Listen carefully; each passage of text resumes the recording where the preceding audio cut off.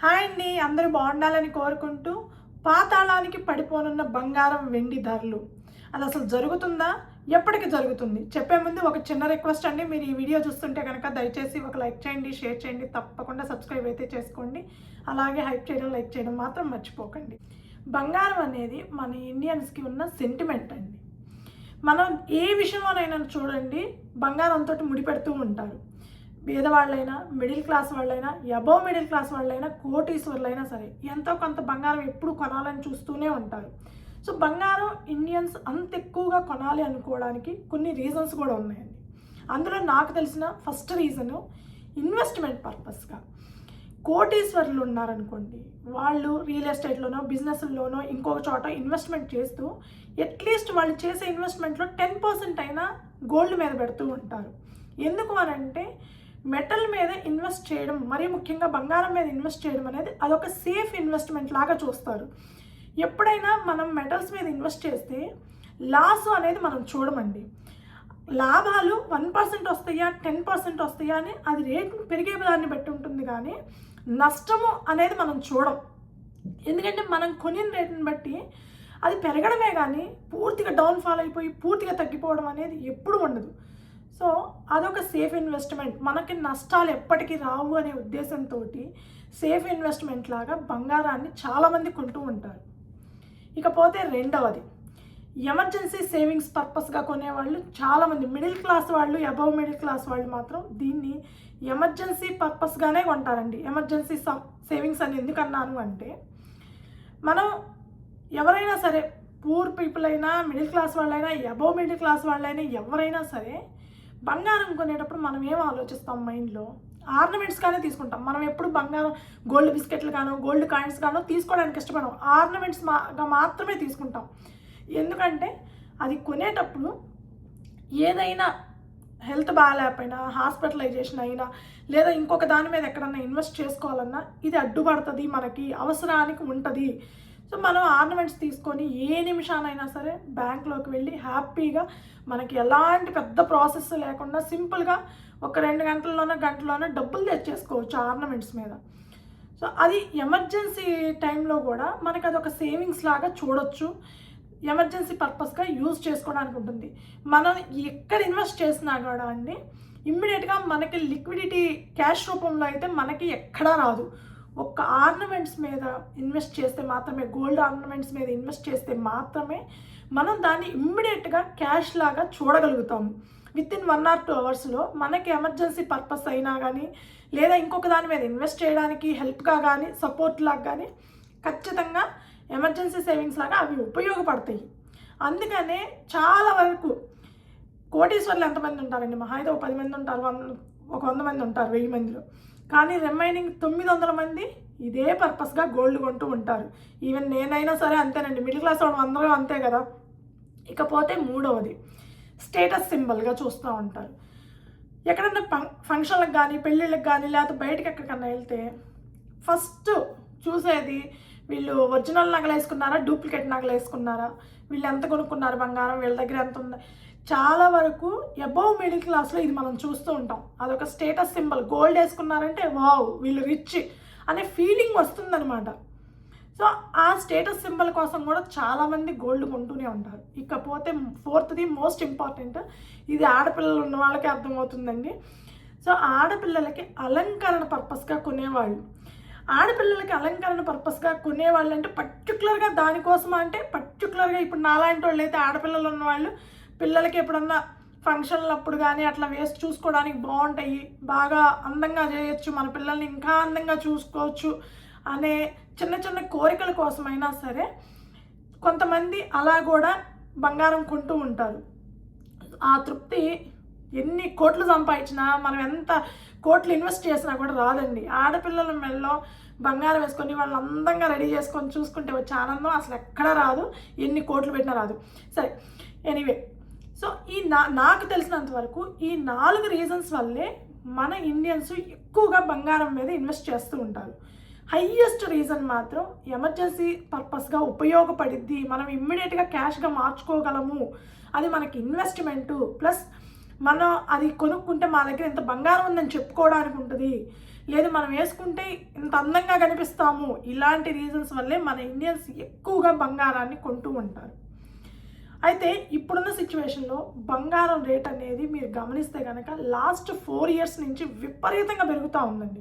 మరీ ముఖ్యంగా last 2-3 years నుంచి అసలు చేతికి అందనంత స్థాయిలోకి ఎదిగిపోయింది బంగారం ధరలు అనేది. అయితే నేను దీనికి ఒక చిన్న ఎగ్జాంపుల్ చెప్తానండి. నేను 2023 ఆల్మోస్ట్ ఎండ్ అంటే మేబీ సెప్టెంబర్ అక్టోబర్ టైంలో నేను ఒక ఆర్నమెంట్ నా లైఫ్లో నేను ఫస్ట్ టైము అంత పెద్ద ఆర్నమెంట్ తీసుకోవడం అనమాట. అన్ని ఎక్కువ గ్రామ్స్ పెట్టి అబౌవ్ 100 గ్రామ్స్ ఆర్నమెంట్ తీసుకోవడం నా లైఫ్లో అది ఫస్ట్ టైము 2023లో జరిగింది. సో 2023లో నేను తీసుకున్నప్పుడు అది ఎంతైతే రేట్ ఉందో ఇప్పుడు అది 3 టైమ్స్ పెరిగింది. సో నేను తీసుకున్న రేటుకి 3 టైమ్స్ పెరిగింది గోల్డ్ రేటు. సో నేను అప్పుడు ఎంత పెట్టయితే తీసుకున్నానో అది 3 టైమ్స్ రేటు పెరగడం వల్ల నాకు అంత పెద్ద అమౌంట్ కనిపిస్తుంది ఆ ఆర్నమెంట్ మీద. బట్ మనం ఏమి చేయమండి, ఆర్నమెంట్స్ని ఏం చేసుకుంటాం, జాగ్రత్తగా దాచిపెట్టుకుంటాం తప్ప ఏమి చేయం. సో గోల్డ్ రేట్ అంత పీక్స్లోకి వెళ్తుంది. అసలు ఈ గోల్డ్ రేట్ ఇంత విపరీతంగా పెరగడానికి కారణాలు ఏంది? ఇంత టూ మచ్గా వితిన్ 2-3 ఇయర్స్లో ఎంత హెవీగా పెరగడానికి కారణాలు నా ఎనాలిసిస్ ప్రకారం, నేను అబ్జర్వ్ చేసిన దాని ప్రకారం చెప్తున్నానండి.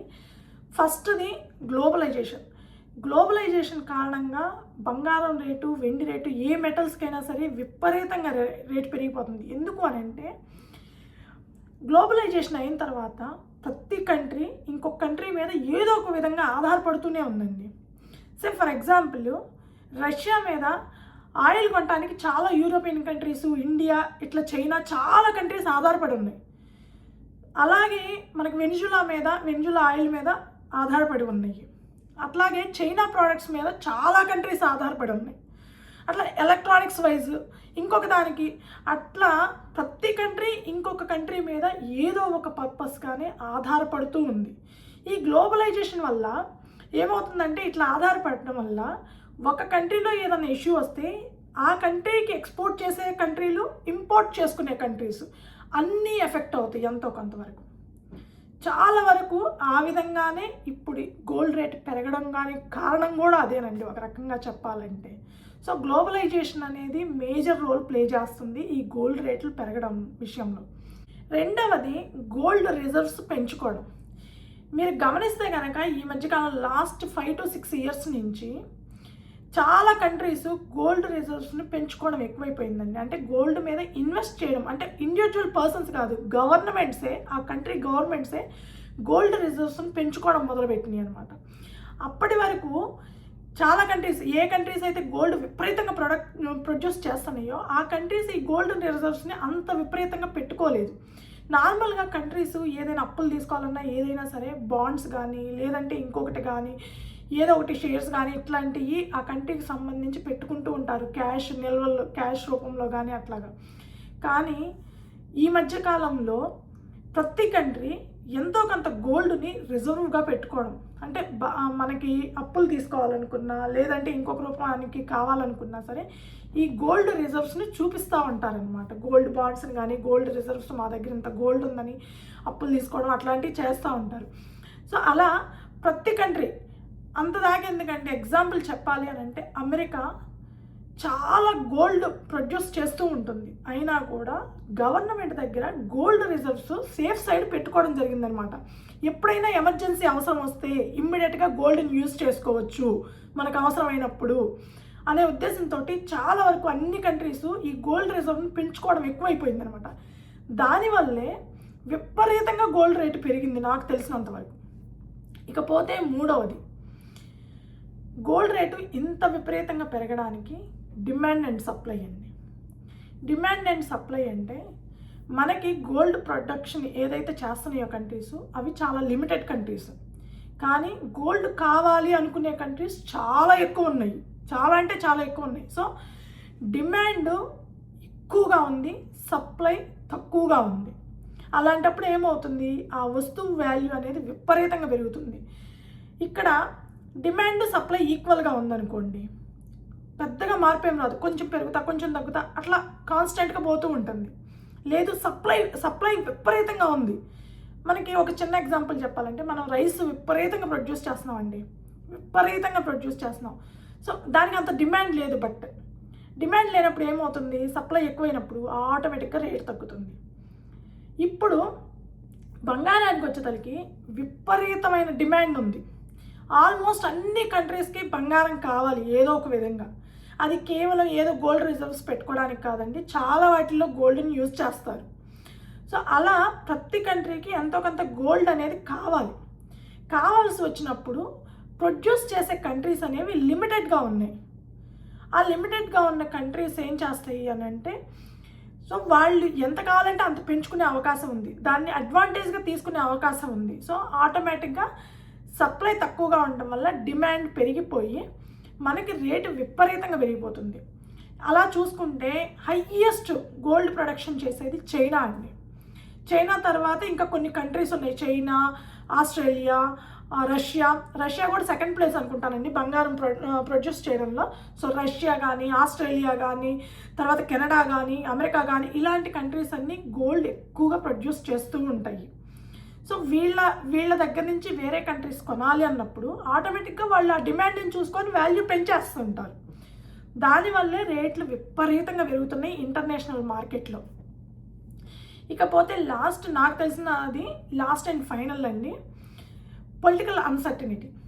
చాలా కంట్రీస్లో నేను చెప్పాను కదండి ఇందాక గ్లోబలైజేషన్ అని. సో ఆ గ్లోబలైజేషన్లో భాగంగానే పొలిటికల్ అన్సర్టనిటీ అనేది ఎప్పుడైనా ఏ కంట్రీస్లో అయినా వస్తే ఆ ఎఫెక్ట్ అనేది వాటి మీద ఆధారపడి ఉన్న కంట్రీలకి అన్నిటికీ పడుతుంది. వాటి నైబర్ కంట్రీస్కి కావచ్చు, వాటి మీద ఆధారపడి ఉన్న కంట్రీస్కి కావచ్చు, వాటి నుంచి తీసుకొచ్చుకునే కంట్రీస్కి కావచ్చు, అన్నిటికీ ఆ ఎఫెక్ట్ అనేది పడుతుంది. సో ఫర్ ఎగ్జాంపుల్ చెప్తానండి, ఇప్పుడు బంగ్లాదేశ్లో మనకు తెలిసి మన నైబర్ కంట్రీ, అక్కడ పొలిటికల్ అన్సర్టనిటీ అనేది ఫామ్ అయింది.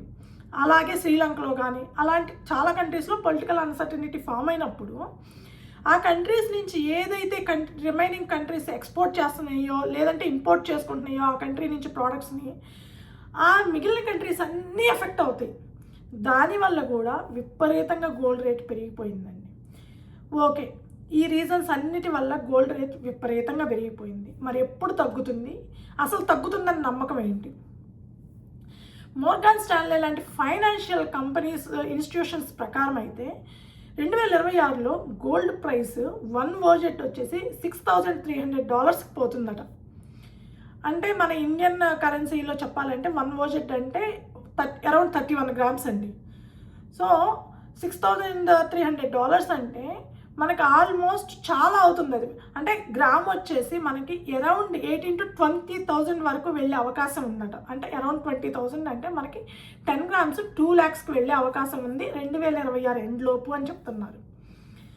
బట్ నేను అనుకుంటున్నది బంగారం రేట్ అనేది తగ్గుముఖం ఖచ్చితంగా పడుతుంది, కాకపోతే ఇప్పుడే కాదు. 2026లో విపరీతంగా పెరిగే అవకాశం ఉంది, ఇంకా పెరిగే అవకాశం ఉంది బంగారం రేటు. అయినప్పటికీ 2026 ఎండ్ నుంచి 2026 మిడ్లోపు మీరు ఖచ్చితంగా చూస్తారు బంగారం వెండి ధరలు పడిపోవడం అనేది. సో తొందరపడి ఇప్పుడు ఏదో ఒక 1000 రూపాయలు తగ్గింది గ్రామ్కి, లేకపోతే ఒక 500 తగ్గిందని చెప్పి విపరీతంగా కొనబాకండి. నా ఒపీనియన్ చెప్తున్నానండి, ఆ పైన మీ ఇష్టం. జస్ట్ నా ఒపీనియన్ షేర్ చేస్తున్నాను, నా అనాలిసిస్ చెప్తున్నాను. సో తొందరపడి కొనకుండా కొంచెం వెయిట్ చేస్తే 2027 వరకు వెయిట్ చేస్తే ఛాన్స్ వస్తుంది. మేబీ పర్ గ్రాము 8,000 to 10,000 మధ్యలోకి వచ్చే అవకాశం ఉంది నాకు తెలిసినంత వరకు. ఏంటి అలా ఎలా జరుగుతుంది, అలా జరుగుతుందా, పాసిబిలిటీ ఉందా అంటే పాసిబిలిటీ ఉంది. ఎలా అంటే నాకు తెలిసిన ఫస్ట్ రీజన్ ఈ యుద్ధాలు ఆగిపోవడం. యుద్ధాలు ప్రస్తుతానికి ఏదైతే మనకి అమెరికా రిమైనింగ్ కంట్రీస్ తోటి చేస్తుంది అని చెప్తున్నారో అవి ఒప్పందాలు కుదుర్చుకునే స్థాయిల్లోకి వెళ్తున్నాయండి. సో లేదంటే రష్యా ఉక్రెయిన్ యుద్ధం కానీ, రష్యా గోల్డ్ ప్రొడక్షన్లో సెకండ్ ప్లేస్లో ఉందండి. సో రష్యా ఉక్రెయిన్ యుద్ధం వల్ల కానీ ఇవన్నీ ఇప్పుడిప్పుడే ఒప్పందాల దిశగా పోతున్నాయి.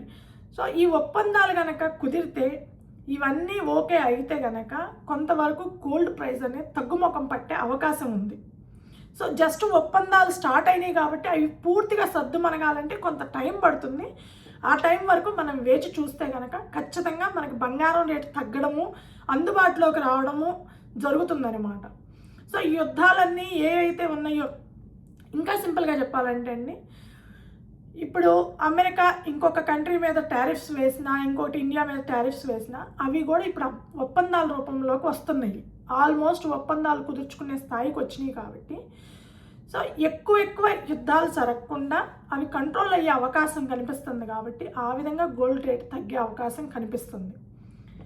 రెండవది, చాలా డెవలప్డ్ కంట్రీస్ గోల్డ్ రిజర్వ్స్ని ఇంకా ఆపేయాలి అనుకుంటున్నాయండి. అంటే కొత్తగా గోల్డ్ మీద ఇన్వెస్ట్ చేయకూడదు, రిజర్వ్స్ని ఇంకా పెంచకూడదు గోల్డ్ మీద, ఇంతటితో ఆపేయాలి అనుకుంటున్నాయి. సో దాన్ని బట్టి మనకి ఇంటర్నేషనల్ మార్కెట్లోకి విపరీతంగా గోల్డ్ బయటకు వచ్చే అవకాశం ఉంది. అంటే కంట్రీ గవర్నమెంట్స్ ఏవైతే ఉన్నాయో అవి గోల్డ్ రిజర్వ్స్ని పెంచుకోవడం ఎప్పుడైతే ఆపుతాయో అప్పుడు ఆటోమేటిక్గా ఆ గోల్డ్ అంతా మార్కెట్లోకి, ఇంటర్నేషనల్ మార్కెట్లోకి ఎంటర్ అవుతుంది. దానివల్ల ఏమవుతుందంటే మనకి డిమాండ్ సప్లై ఈక్వల్గా వచ్చే అవకాశం ఉంది కాబట్టి సో గోల్డ్ ప్రైసెస్ అనేవి కొంతవరకు డ్రాప్ అయ్యే అవకాశం ఉందన్నమాట.